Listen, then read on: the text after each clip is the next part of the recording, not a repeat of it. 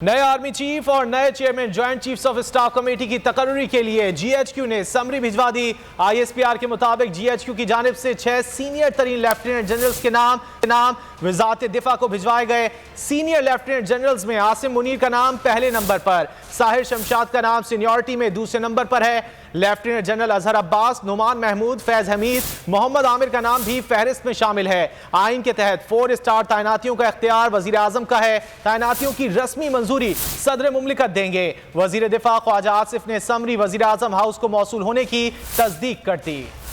पाक फौज का नया सिपाह सालार कौन बनेगा chairman joint chiefs of staff?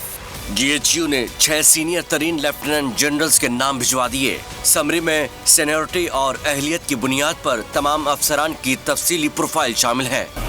Dossier में पहला नाम लेफ्टिनेंट जनरल आसिम मुनीर का है। आसिम मुनीर का ताल्लुक ऑफिसर ट्रेनिंग स्कूल मंगला से है। लेफ्टिनेंट जनरल आसिम मुनीर इस वक्त बतौर क्वार्टर मास्टर जनरल जीएचक्यू फराइज अंजाम दे रहे हैं। डोजियर में दूसरा नाम लेफ्टिनेंट जनरल साहिर शमशाद मिर्जा का है। लेफ्टिनेंट जनरल साहिर शमशाद मिर्जा का ताल्लुक सिंध रेजिमेंट से है। साहिर शमशाद मिर्जा इस वक्त रावलपिंडी कोर की कमांड कर रहे हैं। बलोच रेजिमेंट से ताल्लुक रखने वाले lieutenant general Azhar Abbas seniority में तीसरे नंबर पर हैं। अजहर अब्बास इस वक्त चीफ ऑफ जनरल स्टाफ के तौर पर तैनात हैं। डोजियर में चौथा नाम लेफ्टिनेंट जनरल नौमान महमूद राजा का है।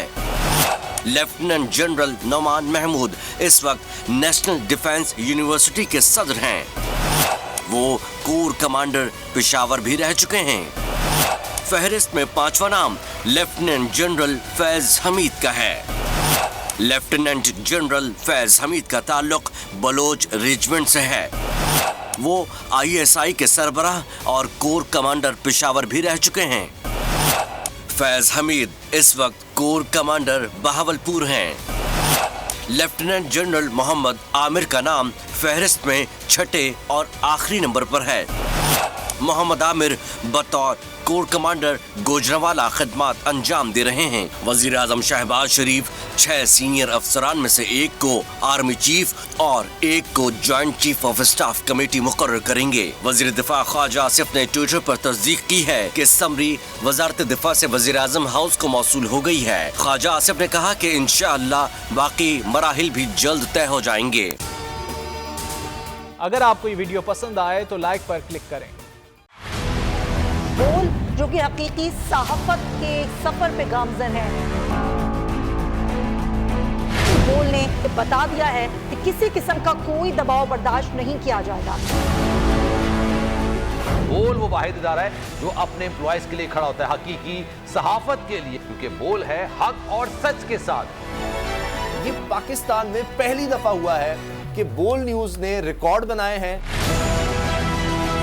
आज के दौर में, डिजिटल मीडिया के दौर में, आप किसके साइट को ब्लॉक करेंगे? इनका बस नहीं चल रहा कि हर उस आवाज को बंद कर दें जो सोच थोड़ी सी भी इख्तलाफ की गुंजाइश पैदा करने की कोशिश करे।